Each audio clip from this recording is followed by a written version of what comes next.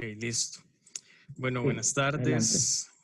Entonces, como nos decía el compañero Efrem, les voy a presentar un avance de lo que hemos hecho en la micropropagación clonal de Hieronyma cornoides, que bien, como nos decía el doctor Guerra, es una especie que en nuestro país es muy valiosa por sus características, pero al mismo tiempo es subutilizada por, pues por tener problemas de reproducción y por ende es que nosotros nos interesamos en esta especie.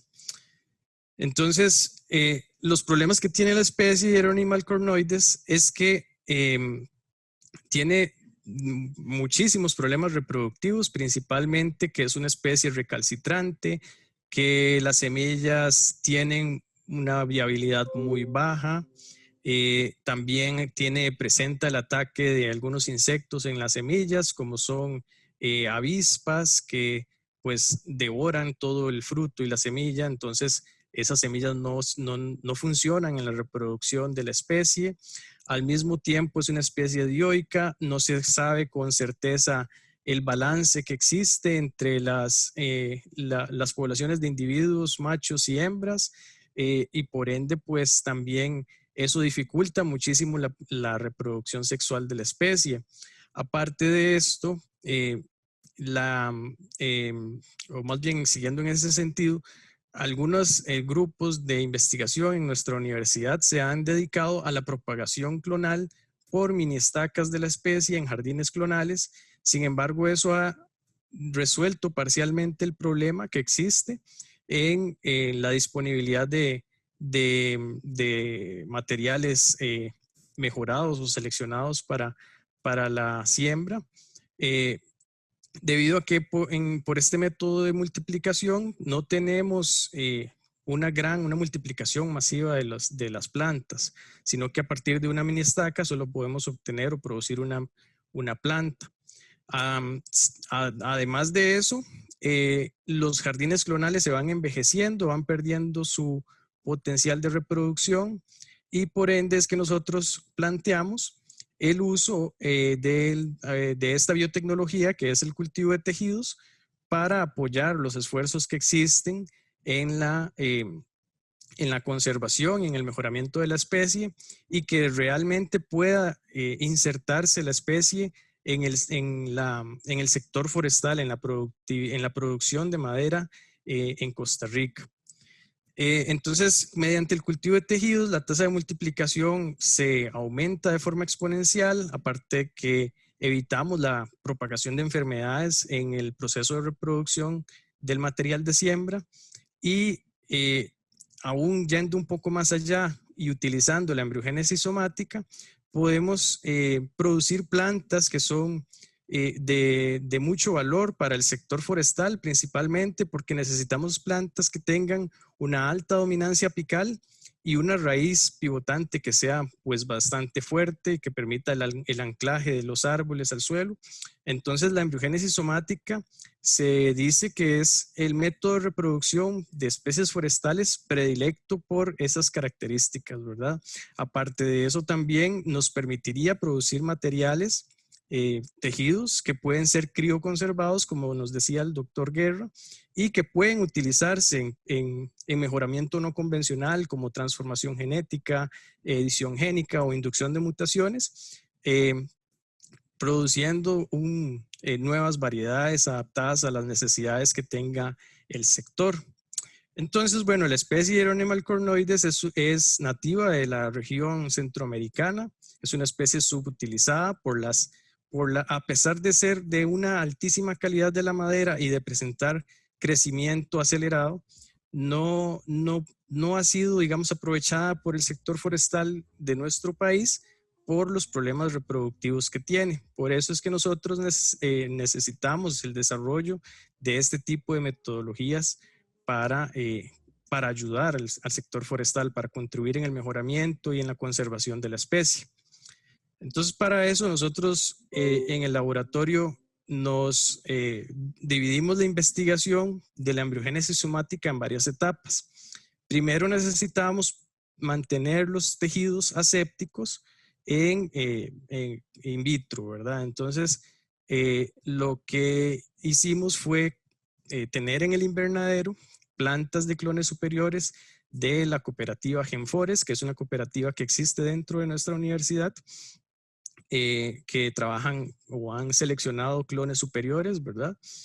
Y esas plantas fueron asperjadas frecuentemente con fungicidas y fertilizadas para, pues, mantenerlas sanas, saludables.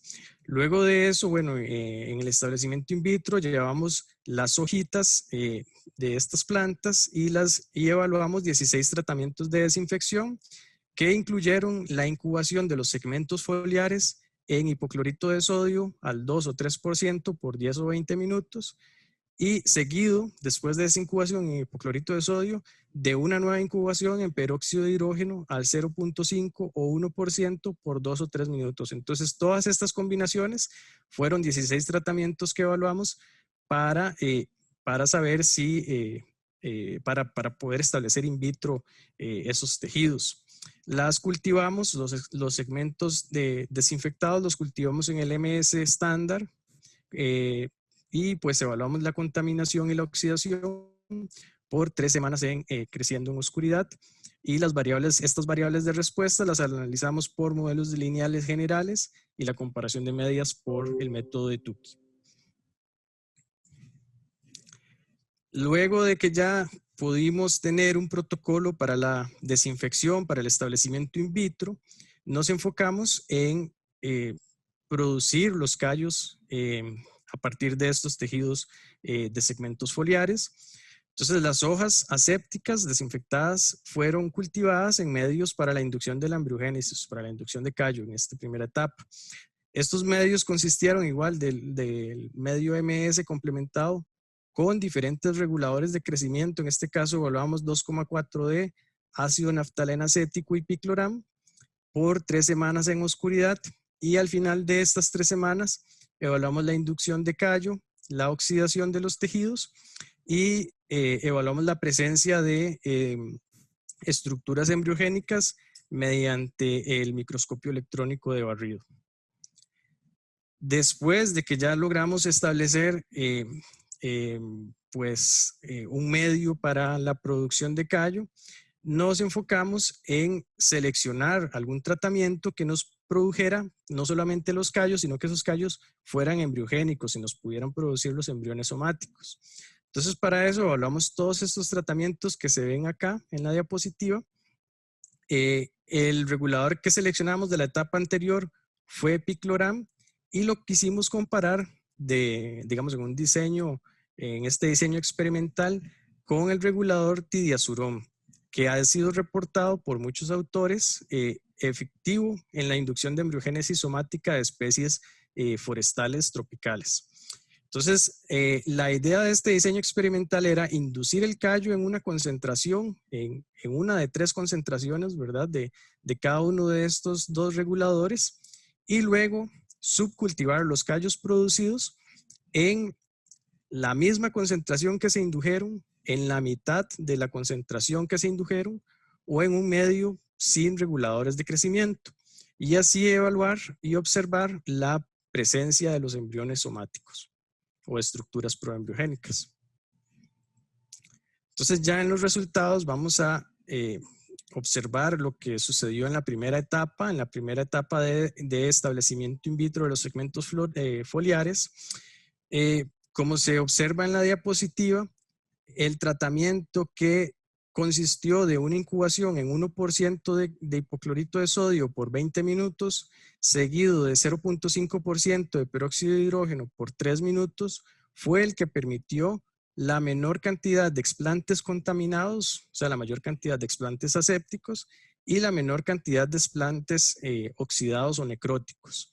Entonces, como se puede ver también, todos los factores evaluados fueron significativos, a excepción del tiempo de incubación en peróxido de hidrógeno. No produjo diferencias significativas ni en la contaminación ni en la presencia de explantes necróticos, pero bueno, este fue el tratamiento que continuamos y seguimos utilizando para el establecimiento in vitro de de los segmentos foliares, que después de eso fueron cultivados, ¿verdad? O son cultivados en estos diferentes medios con reguladores de crecimiento tipo auxinas, ¿verdad?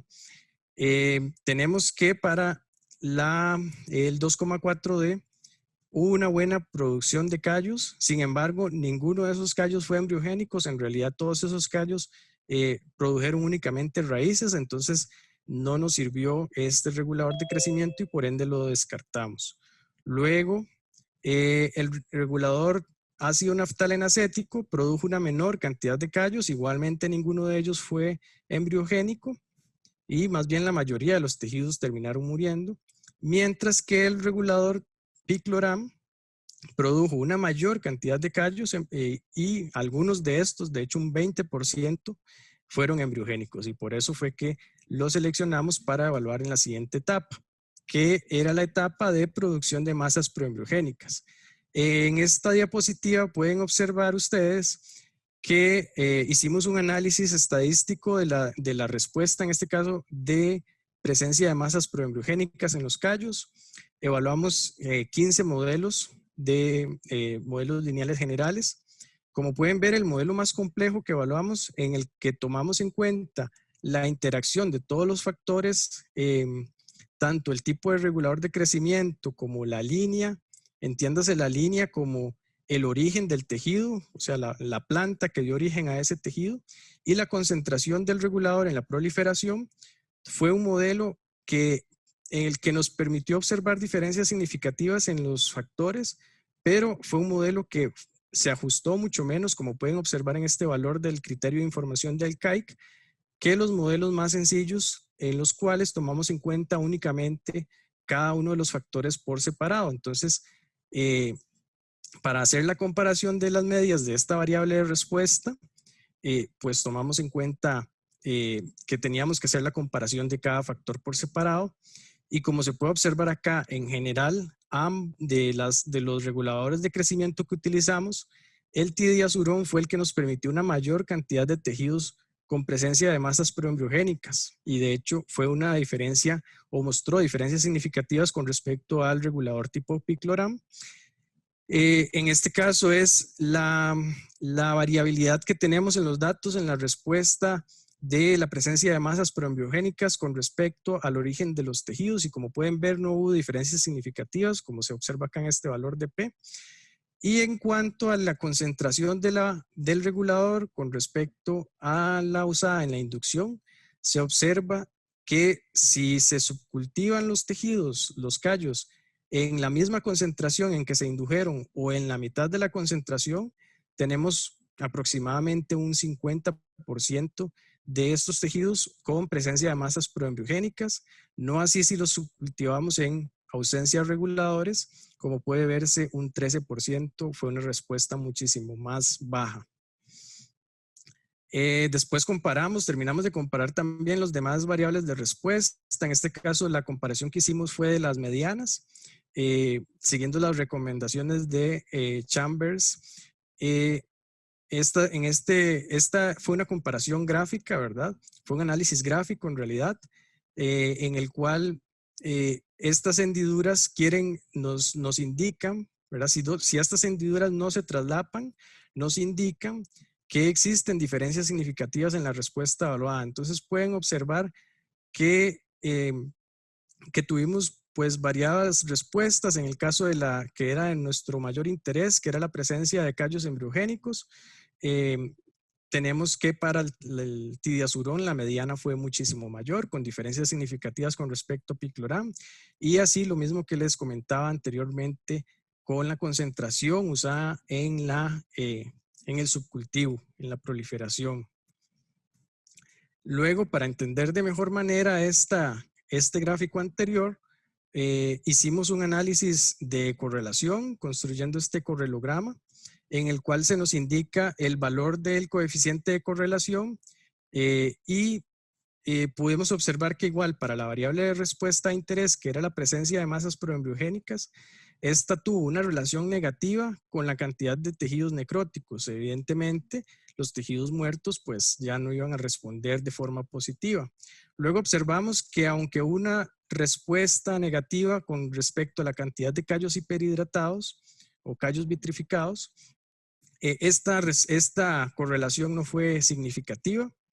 Y con respecto a la concentración del regulador de crecimiento utilizado en el subcultivo, en la proliferación, podemos observar que la relación que existe es positiva, o sea, a mayor concentración de regulador de crecimiento en la multiplicación, en la proliferación, vamos a tener una mayor cantidad de tejidos embriogénicos. Luego aquí observamos el análisis que hicimos, en este caso fue observación en el estereoscopio primeramente. Se observaron en ambos reguladores, A y C es picloram y B y D es TDZ. En ambos reguladores de crecimiento pudimos observar embriones somáticos, incluso bueno, en picloram observamos ya un desarrollo muchísimo mayor. Actualmente ya tenemos las plantitas convertidas en algunos de los tratamientos. Aquí observamos presencia de embriones en estadio globular y ya embriones en estadios más avanzados, como se observa en la flecha negra, que ya son embriones en estadios de torpedo. En la figura B podemos observar la diferencia entre los callos embriogénicos y los no embriogénicos, como se ha reportado para otras especies, incluso forestales. Los callos embriogénicos son aquellos que presentan una coloración un poco más clarita, con células alargadas, y mientras que estos callos más oscuros, más color café, son no embriogénicos. Entonces la idea, o lo que nosotros hicimos en esta parte del estudio, fue separar estos tejidos que eran embriogénicos y colocarlos en el medio de cultivo, ¿verdad? Para la proliferación, que nos permitió la expresión de los embriones somáticos. Acá en B también podemos observar algunos embriones en estadio globular. Después también analizamos la etapa de inducción de callo por microscopía electrónica. En este caso pueden observar tanto A y B, que corresponden al callo inducido con ácido naftalenacético, y B al callo inducido con 2,4-D, que estas células no presentaban ningún nivel de organización, eran células sueltas entre ellas y por ende pues nunca se organizaron para la formación de los embriones somáticos. En este otro caso tenemos la evidencia de una división celular asimétrica que ha sido reportada como una evidencia positiva, ¿verdad? O una buena señal en cuanto a la embriogénesis somática, o que la embriogénesis somática está ocurriendo. Esto lo pudimos observar en callos inducidos y proliferados en picloram. Y en el D se observa cómo comienza a desarrollarse ese callo a partir de tejido epidérmico, ¿verdad? Con el desarrollo de un centro meristemático con una mayor proliferación de células. Este análisis de microscopía electrónica lo hicimos en la etapa de proliferación. Entonces, como pueden observar, nuevamente tenemos A, que fueron los callos inducidos en picloram. Se observan las células alargadas. Bueno, no se observa que son células claras, pero al colocar la muestra sí lo pudimos confirmar. Al igual que en B, que son los callos inducidos en TDZ o tidiazurom. Y como pueden ver en esta figura C, podemos ver que tenemos a partir de ese callo embriogénico de células alargadas, cómo empieza a emerger un embrión en estado de torpedo, ¿verdad? Lo cual nos confirma aún más que este tipo de callo era el callo embriogénico. En D pudimos observar en callos inducidos en TDZ que en los embriones en estadios más iniciales, como embriones en estadio globular, se observó en muchos de ellos que estaban cubiertos por un material extracelular que ha sido reportado en otros estudios como un material que en etapas posteriores de la embriogénesis se va a degradar en favor de la epidermis, ¿verdad? Entonces esto también nos confirmó que los tejidos que se desarrollaron a partir de estos callos eran embriones somáticos y no brotes. Entonces, a partir de este trabajo podemos concluir que, podemos concluir muchas cosas, pero en realidad lo más importante es que pudimos desarrollar la embriogénesis somática por primera vez en una especie de la familia Phyllantaceae utilizando estos dos reguladores, picloram y tidasurón, y utilizando explantes de hoja, que esto es muy importante porque si utilizamos explantes como embriones cigóticos, no vamos a lograr obtener o fijar las características de interés para los mejoradores y por tanto para los productores, ¿verdad? Entonces, digamos que lo más relevante es que pudimos establecer un protocolo para la propagación masiva de la especie, para la clonación de individuos superiores y que esperamos que en el futuro pues puedan ser transferidos a los productores forestales y que ya realmente la especie pueda utilizarse, digamos, de la forma en que debe utilizarse en la producción de madera. Muchísimas gracias.